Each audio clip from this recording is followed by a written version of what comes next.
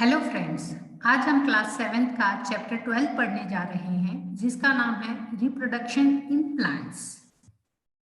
Chapter start करने से पहले मैं आपको याद दिला दूं कि आप मेरे चैनल को लाइक, सब्सक्राइब और शेयर करना न भूलें और बेल आइकन जरूर दबाएं जिससे आने वाले हर वीडियो की जानकारी आपको मिल सके। Mode of reproduction. Reproduction. The production of new individuals from their parents is known as reproduction. जब पेरेंट्स अपने जैसे न्यू इंडिविजुअल रिप्रोड्यूस करते हैं उसको हम रिप्रोडक्शन कहते हैं। Vegetative parts. Plant have root, stem and leaves. These are called the vegetative parts of the plant. Plant के रूट, स्टेम एंड लीव्स को हम उसका वेजिटेटिव पार्ट कहते हैं। Reproductive part. Flower perform the function of reproduction in plants. Flower are the reproductive parts. अब flower जो है वो प्लांट में रिप्रोडक्शन का काम करता है, इसलिए हम फ्लावर को प्लांट का रिप्रोडक्टिव पार्ट कहते हैं। Reproduction in plants. There are two types of reproduction in plants. अब प्लांट में टू टाइप्स के रिप्रोडक्शन होते हैं। सबसे पहला होता है असेक्सुअल रिप्रोडक्शन एंड सेकेंड है sexual reproduction. Asexual reproduction.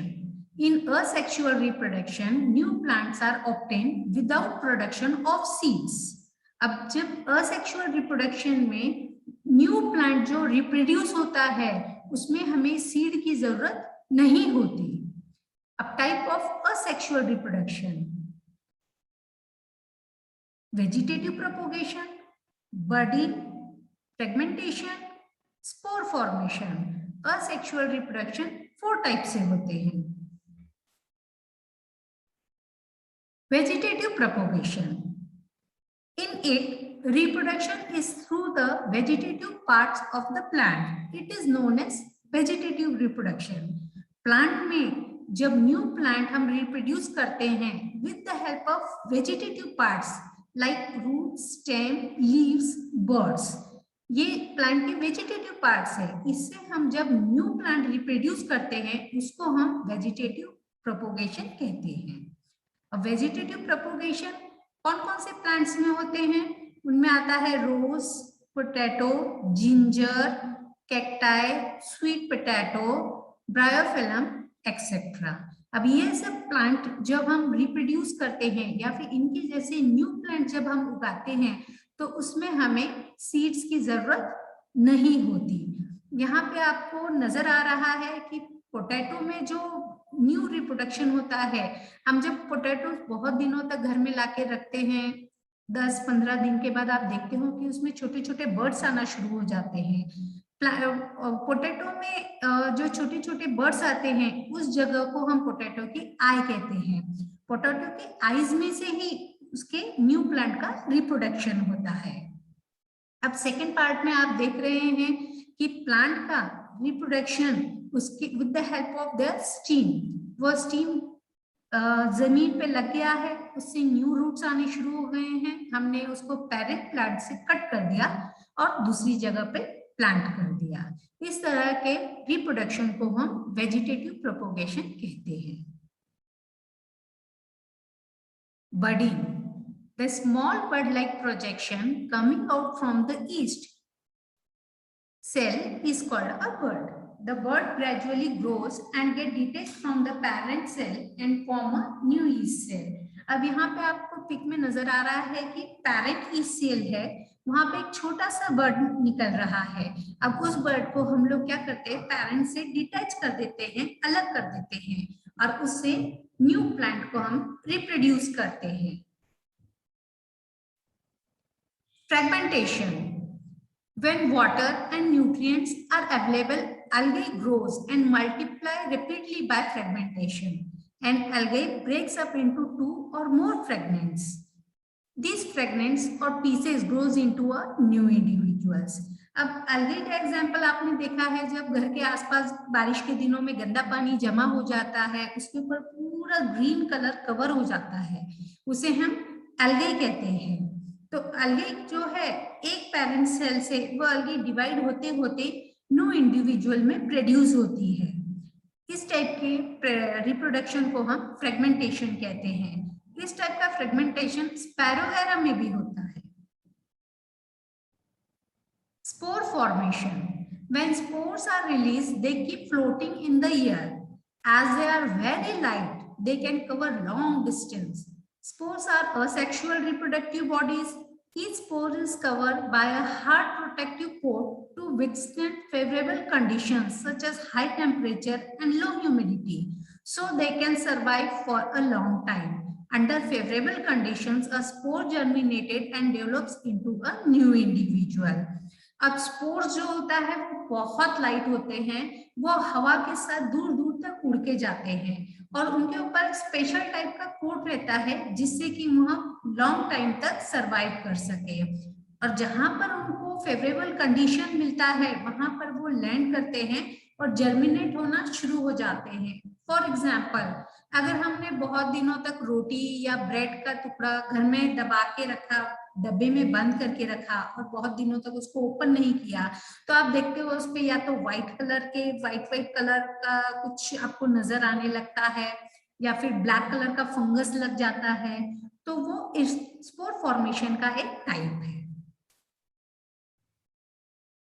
Then sexual reproduction. In sexual reproduction, new plants are obtained from seeds.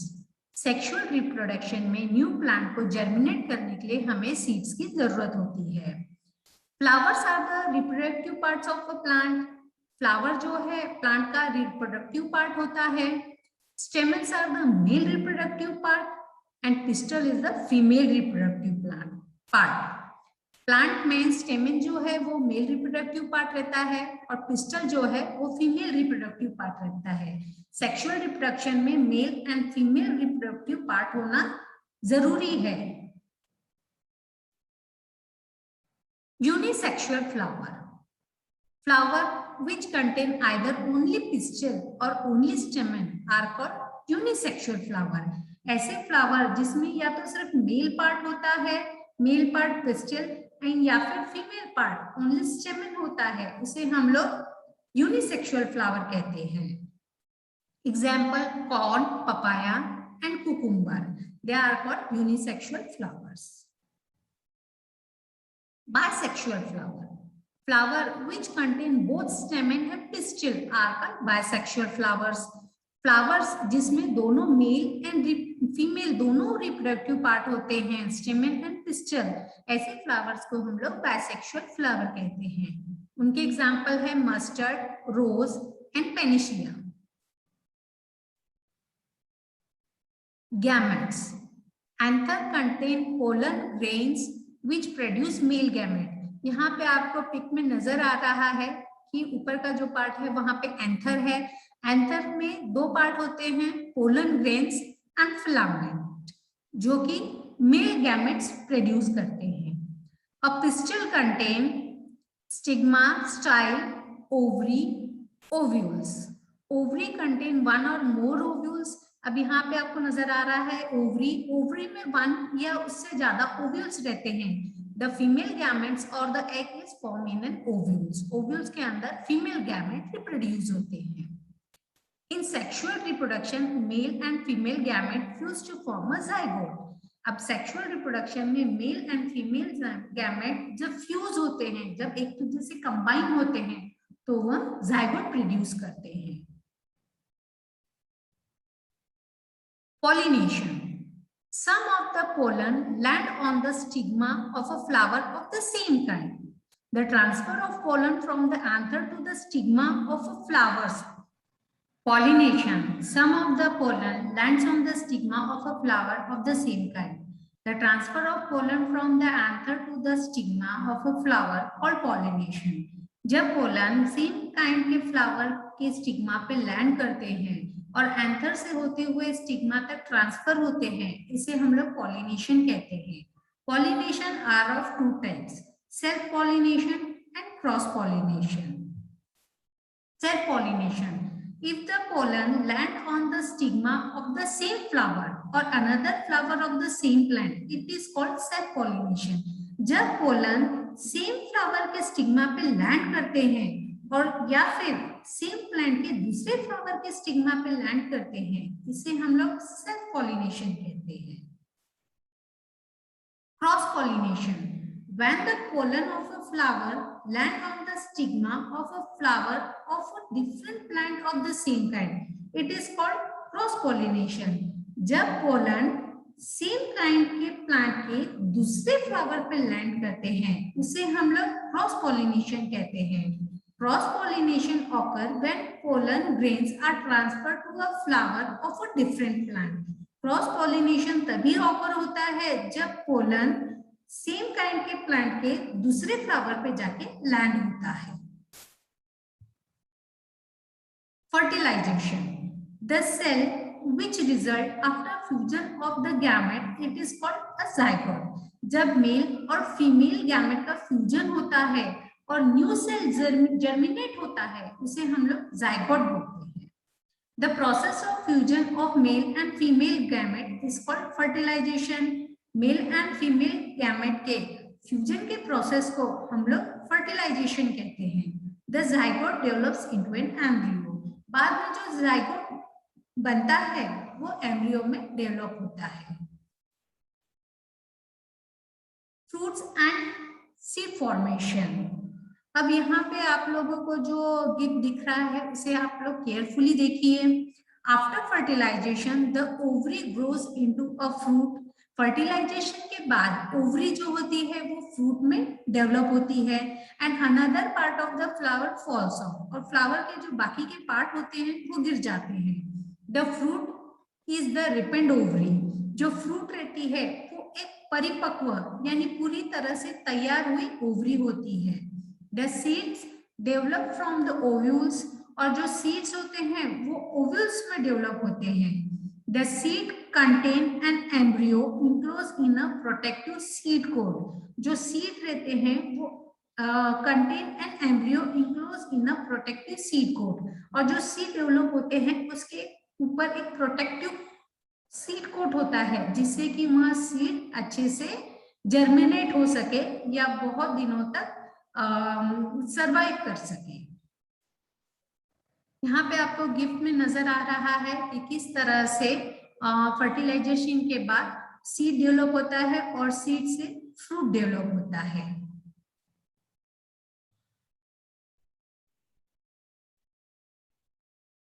Seed dispersal. In nature, same kind of plants grows at different places. This happen because seeds are dispersed to different places. अब हम अलग अलग जगह पे जाते हैं और अलग अलग जगह पे देखते हैं कि हमें बहुत सारे प्लांट सेम टाइप के नजर आते हैं। अब यहाँ सेम काइंड के प्लांट अलग अलग जगह पे जो नजर आते हैं या फिर अलग अलग जगह पे जो सेम काइंड के प्लांट ग्रो होते हैं वो सीड डिस्पर्सल की वजह से ग्रो होते हैं। सीड डिस्पर्स यानी सीड का एक जगह से दूसरी जगह पे फैलना। If all seeds of plant were to fall at the same place and grows there, there will be competition for sunlight, water, mineral and space. As a result, the seed will not grow into healthy plant. अगर हम सोचे कि सारे एक type के plants एक ही जगह पे सीड्स गिरा के वहीं पे सारे प्लांट्स ग्रो हो जाएंगे, तो क्या ये पॉसिबल है? नहीं। अगर सारे प्लांट्स एक ही जगह पे ग्रो होंगे तो उनके बीच में सनलाइट, वाटर, मिनरल और जगह के लिए कंपटीशन हो जाएगा, जिसकी वजह से सारे सीड्स ठीक तरह से जर्मिनेट नहीं हो पाएंगे और उनसे हमें अच्छे हेल्दी प्लांट्स नहीं मिल पाएंगे। इसीलिए सीड डिस्पर्सल का होना बहुत जरूरी है, जिससे कि सीड्स अलग अलग जगह पे डिस्पर्स हो जाए, उनको अच्छी तरह से सनलाइट, मिनरल, स्पेस मिले और हर एक plant healthy grow. Different types of seed dispersal. अब seed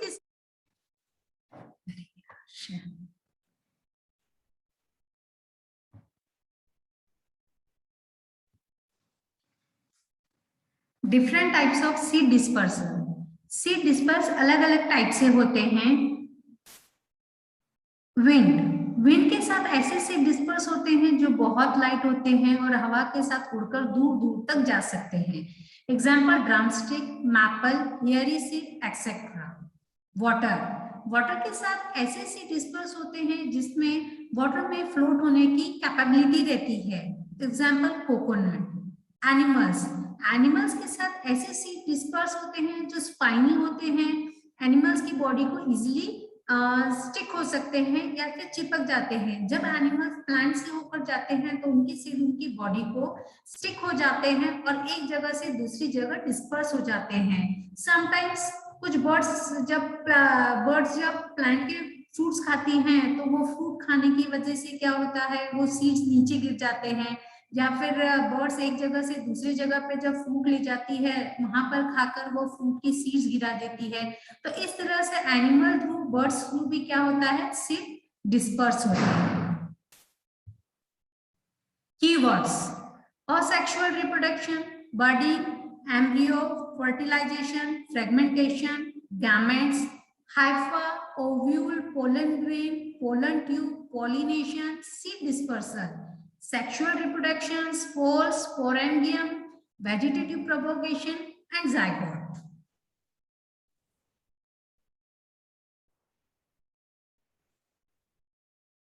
Summary: all organisms multiply or reproduce their own kind. In plants, there are two modes of reproduction, asexual and sexual. There are several methods of asexual reproduction such as fragmentation, budding, spore formation, and vegetative propagation. Sexual reproduction involves the fusion of male and female gametes. In vegetative propagation, new plants are produced from different vegetative parts such as leaves, stem, and root. Flower is the reproductive part of a plant.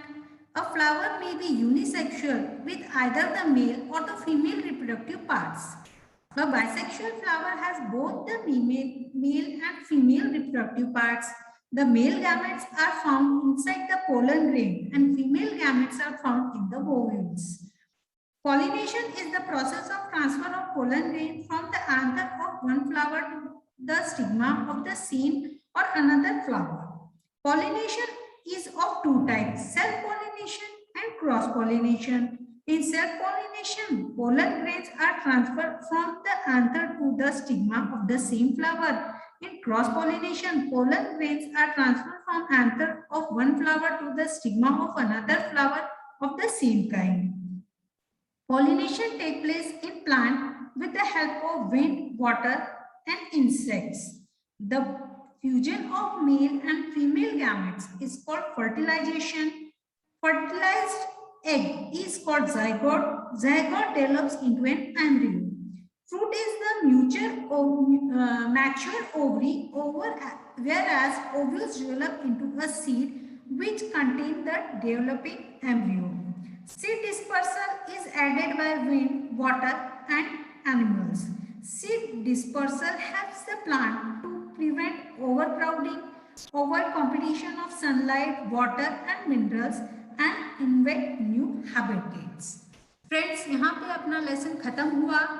मैं आपको फिर याद दिला दूं कि अगर आपको मेरा वीडियो